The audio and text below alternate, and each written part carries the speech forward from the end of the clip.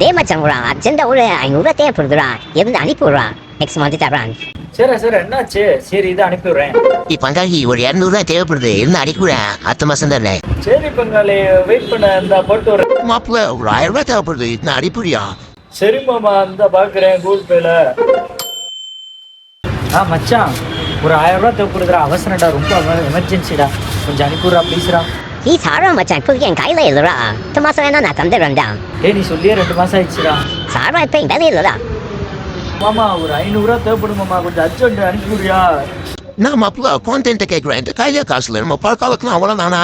இப்போதான் இந்த காசுல மாப்பிள்ள விசாரி மாப்பிள்ள. பங்காளி, எனக்கு அர்ஜென்ட்டாக ஒரு 1500 ரூபா தேவைப்படுதுடா, சீக்கிரம் போட்டு விட்றா, கொஞ்சம் ஹாஸ்பிட்டலுக்கு போகணும். பங்காளி சாரி பங்காளி, இப்போ என் கையில இல்ல. அடுத்த மாசம் நான் தரஞ்சோனால குத்த காசு கேட்கிறேன் நீ. சாரி பங்காளி, இப்போ என் கையில இல்ல, பாத்துக்கலாம் அப்புறம். மச்சான் ஏன்டா இங்கே நிற்கிறேன், ஆடா. என்னடா சொல்கிறேன், அர்ஜென்ட்டு காசு கேட்கும் போதெல்லாம் இந்திரான்னு காசு இருக்கும்போது கொடுத்தேன். ஆனால் இன்னைக்கு நான் ஒரு அர்ஜென்ட்டு நிற்கிறேன், ஒருத்தர் கூட கொடுத்த காசை கூட திரும்ப கொடுக்கலடா.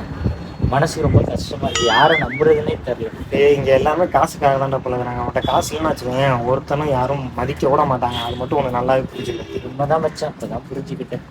ஆனால் நீ மச்சான் மச்சான், நீங்கிட்ட எதையும் எதிர்பார்க்காம பழகுற, உன்னை நினைக்கும் போது பெருமையாக இருக்கா. சரி, அப்படியே எனக்கு ஒரு 500 ரூபா கொடுத்தீங்கன்னா பரவாயில்ல. தாயோடி நீயுமாடா?